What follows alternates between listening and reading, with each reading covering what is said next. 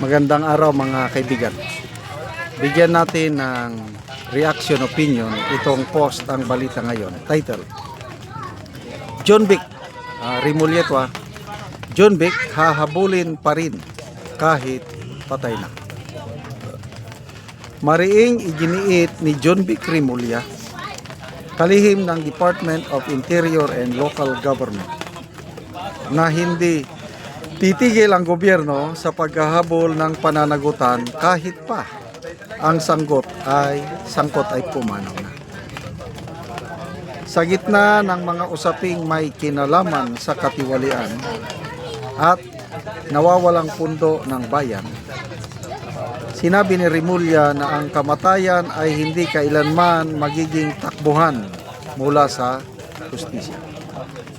At hindi nito automatikong pinapahinto ang mga investigasyon o ang pagbawi ng nakaw na yaman. So ito ang pahayag niya. Let me be clear. Ang pagkamatay ng isang tao ay hindi ibig sabihin titigil ang gulong ng hustisya. Hahabulin namin lahat ng nakaw yaman, buhay o patay.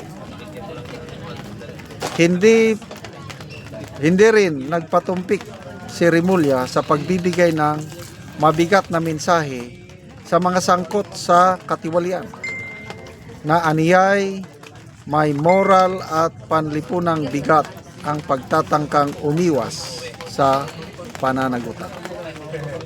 Sabi niya, death will not protect you. Death will bring greater shame to your family. Face up to your charges. Matapang, very confident na naman ang secretary. Kahapon, ang kanyang statement is kakaroon ng autopsy. So, autopsy, sabi niya, baka bodol-bodol yan eh. Yung unang reaksyon ng pamilya, lalo na yung husband, o yun, ipinakita na namin mukha ng asawa ko.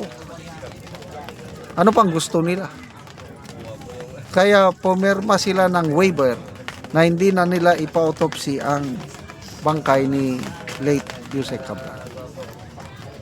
Mabuti na lang ang nabasa kong mga post, I hope it is true, yung Benguet Provincial Office Director na kumbinsi niya ang pamilya na pumayag. So, ito, bago ko lang nakitang mga post, tapos na yung autopsy at sinasabi, kumpirmado, na yun nga, yung bangkay ay si Yusek Cabral at ang sanhi ng pagkamatay, yun nga, dahil sa pagkahulog. So, wala na po yung anggulo, wala na yung duda na baka hindi siya yun. So, siya talaga. At ang sanhi ng pagkamatay ay yung pagkahulog niya sa bangin. Ang next na question na lang ngayon is, ano ba siya? Nahulog o inihulog? Yan ang malaking tanong. Malabo pa rin eh. Yung kwento ng driver, alanganin ako. Hindi kung ako yung investigador, yung base ko lang sa kanya salaysay. Hindi, it does not make sense. Hindi magkatugma-tugma. May suspicion.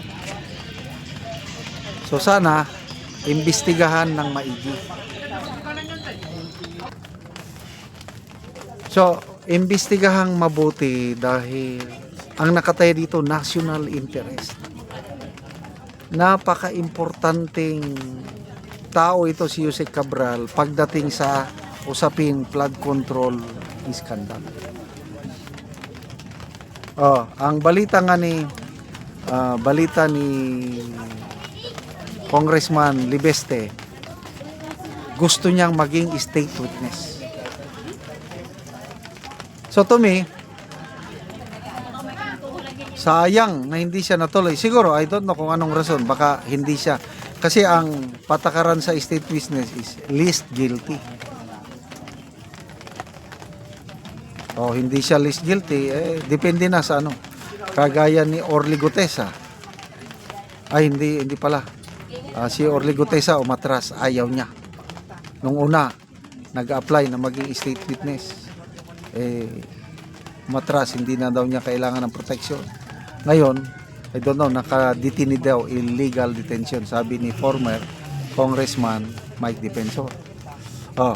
So, ang daming nalalaman sana ito si Yusek Cabral eh. But anyway, nandun pa naman yung laptop niya o yung cellphone niya.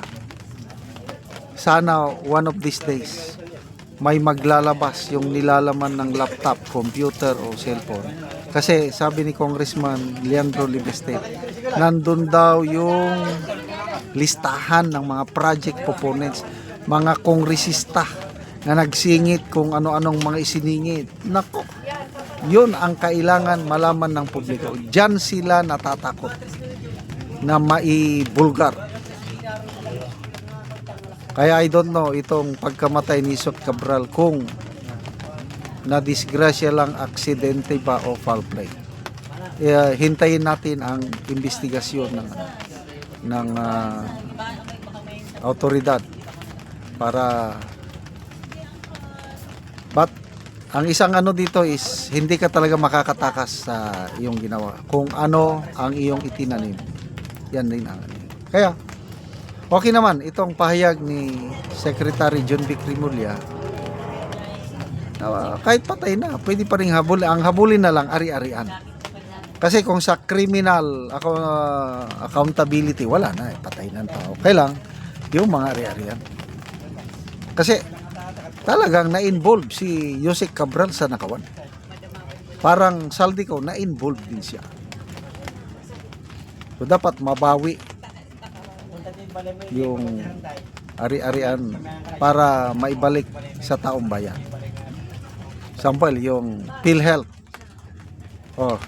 60 billion pera natin ginastos sa flood control project. Ngayon, ibabalik daw national budget, tayo pa rin magbabayad. Hindi ako payag. No? Dapat, dito, kunin sa mga ari-arian na makuha kay Cabral, Saldico, kung sino pa dyan. Eric Yap pa. Lugi, double jeopardy, doble nakaw. Yung tayo pa rin ang magbabayad sa 60 billion na nilos tayo. Salamat mga kaibigan sa inyong pagsubaybay sa ating channel. Nakakatulong kayo ng malaki sa tribong Talandig ng Bukidnon dahil ang sweldo natin sa channel na ito pantulong sa tribo.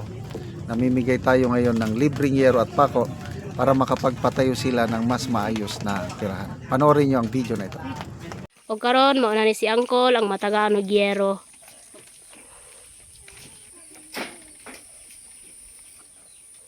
So mo ni ang balay ni Angkol nga kuan lang, kawayan lang tanan, kawayan. So among gitagaan og yero aron pud makaatop siya.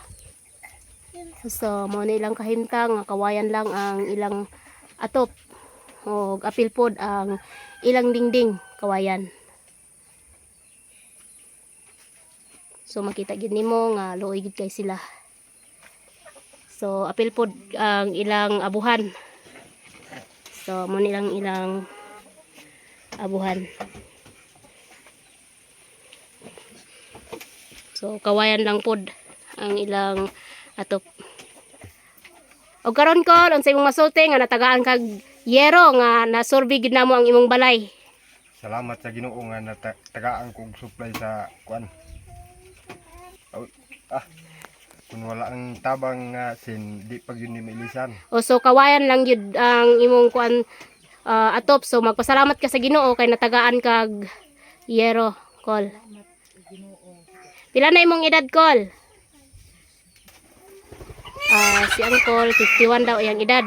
So na kay anak, Kol? Pila, Kol, imong anak? Duha. So si Angkol na anak duha. So mo ni ang ilang kahimtang. So dako kay ang pasalamat nga bisan sa ilang layo kaya ang ilaha, so naabtan gihapon sila sa panghatag og sin.